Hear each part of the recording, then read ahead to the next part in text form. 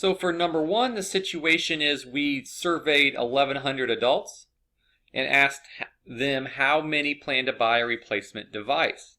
So if you want to see the results of the survey, you need to click that button, and then you'll use these results to answer the parts of the question. So for this example, in part A, it just asks what percent of game console owners plan to buy a replacement device. So you just need to find game console owners and read what percentage plan to buy a replacement device.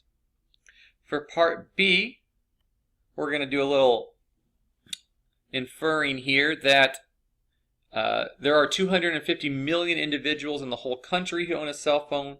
So how many would we expect to replace their phone?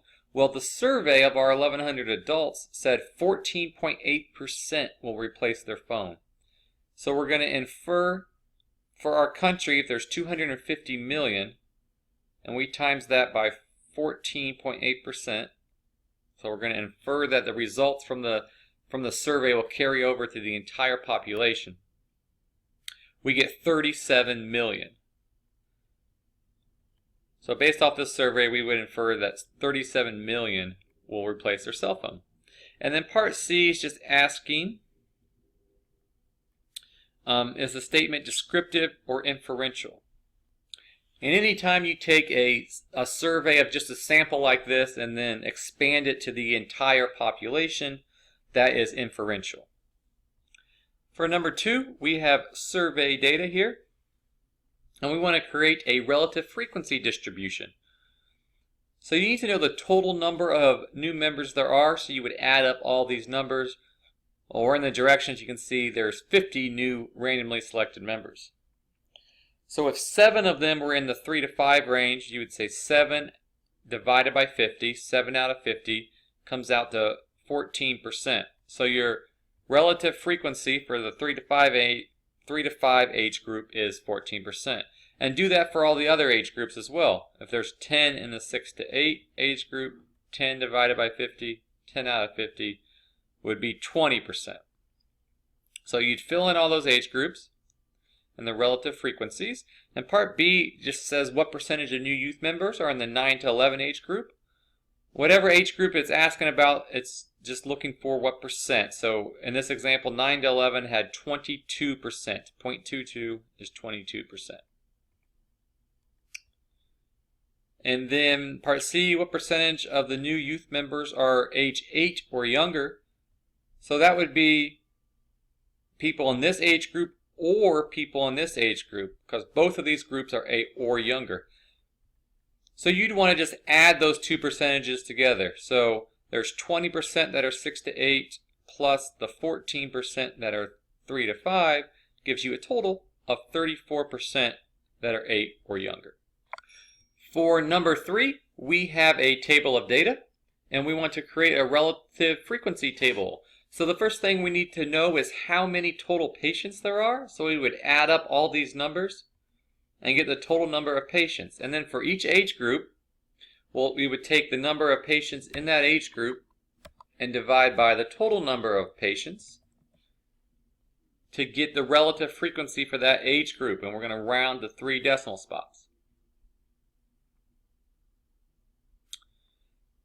Then part B wants us to create a frequency histogram. So make sure you're using the frequency table to create the frequency histogram. And then part C, a relative frequency histogram. Refer to the relative frequency table.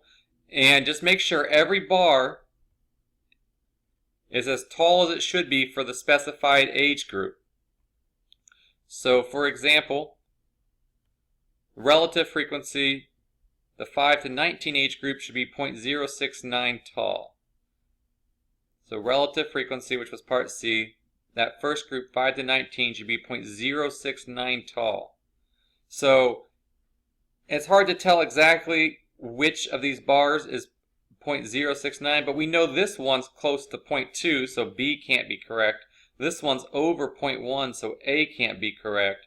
So just looking at the first bar alone, we've narrowed it down to just 2 charts. And then continue to do that with each bar until you'll figure out just one of the histograms that match up to all the data in the table. the percentage of patients between a certain age group, we have that data. Once you solve for the frequency, the relative frequency, you would just look and see the percentage from the table. And the percentage of patients 34 or younger, here we have to add this percentage plus this percentage because both these age groups are 34 or younger. Another thing to look at with number 3 is how we could solve this using Excel. So you need to copy the information to the clipboard, and then you can go into Excel and paste the information. Now Excel tried to get smart here, and the first category was the ages 5 to 19. It thought I was entering the date 5/19, but if I change that to text, I can just enter my date range 5 to 19, or my age range 5 to 19. So now you could quickly figure out the total value of all the patients by using the sum equation, so equals sum of all your patients. And then for your relative frequencies here, you could take for each age group, so B2, the number of patients between 5 and 19, and divide that by 16, 5, 20. And then with a quick drag and drop, you'll get the relative frequencies for each of the age groups. For number 4, we have information about high school graduates and what percentage are enrolling in college. And to see all the data, we would click on this button. And Part A wants us to match this data to the correct time series plot, which can be hard to do when you're just looking at a bunch of numbers. And it'll be a lot easier if you use Excel, copy the data to the clipboard, and come into Excel and paste the data. And if you just grab all the percentages, you can insert a time series plot here. Just pick one, and you'll see that the data over the years, scroll up a little bit here, year 1, year 2, year 3, year 4, you can see how it changes and spikes and down and up. So looking at that makes it easier than to select the correct graph here in MATLAB. And comment on any trends. Well, it looks like it's progressively going up. Sometimes it went down a little bit, but then it started going up again. So that's the trend, is progressively upward. There have been some down years though.